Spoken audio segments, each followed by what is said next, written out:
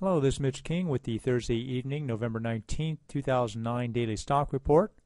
We're looking at the Dow Jones 30 Industrial Average. The correction today of 1% on the Dow is a sign, along with the other indexes, that we're starting to peak out here. And this is pretty much what we expected. We've been talking about this for the last week or so, of the area where you're likely to hit a top. As we've talked about at least a week ago, this area which is likely to be the top in all of these tops from the dips that were purchased.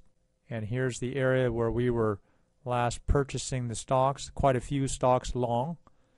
And it's logical that we're seeing this uptrend and this pattern continue pretty much like clockwork, which is unusual. So if you draw some sort of line like here, you can see, look at that trend line where the bottoms have been touching off of that for so many months now, about 7 months. And you can do the same thing with the top of these channels. Normally a market isn't quite behaving as clearly and obvious and as simple as this, but that's what's been happening, and we've been playing this pretty well on the long and the short side. I think we're at a point here again, as I've said several times, that we're at a point here where it is difficult to have a lot of good ideas. You'll see fewer ideas now, and you'll start to see more short position ideas from us, especially for those aggressive traders. And we're also starting to see a lot more speculation.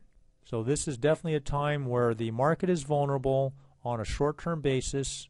I prefer personally, after such a big run-up, not to hold a lot of long positions open and let them pull back 10, 15, or even 20%, because there's a lower price logically that you could purchase after they pull back.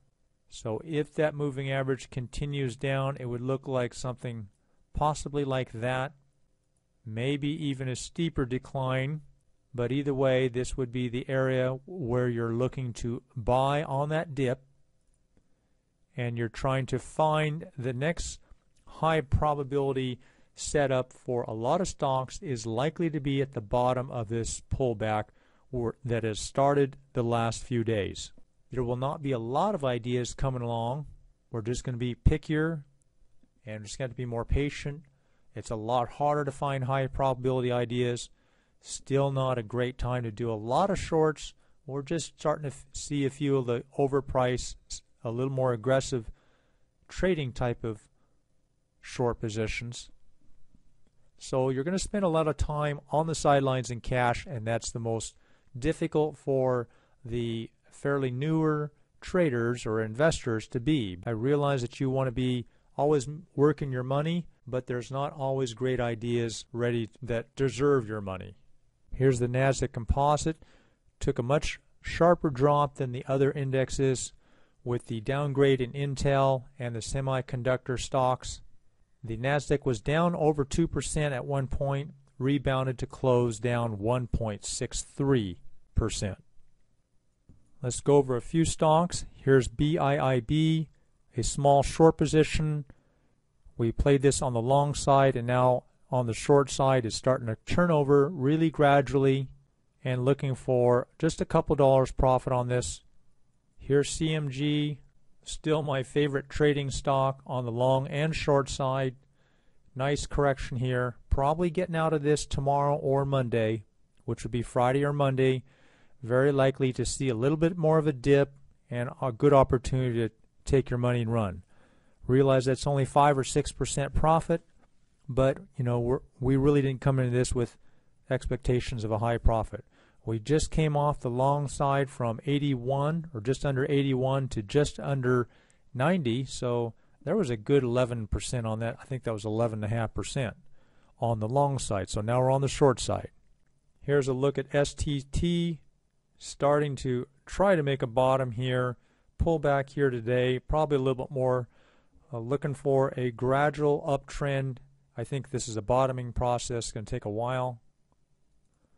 Here's ADP, closed out of that long position.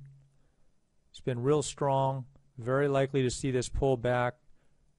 I tend to get nervous on a stock that's moved up so much so quickly, and we can always revisit that on the long side at a lower price. Here's Google, still very strong, not much change today. Here's Starbucks, pull back here today, still nothing to be too concerned about. Let's take a little wider view over a 6-month period here, looking pretty good. We're getting higher highs, really started getting moving here in the last couple weeks. You can see us trimming down our stocks, positions, and starting to put a lot of cash on the sideline. So you guys know the routine. Let's wait for the odds to really come in our favor.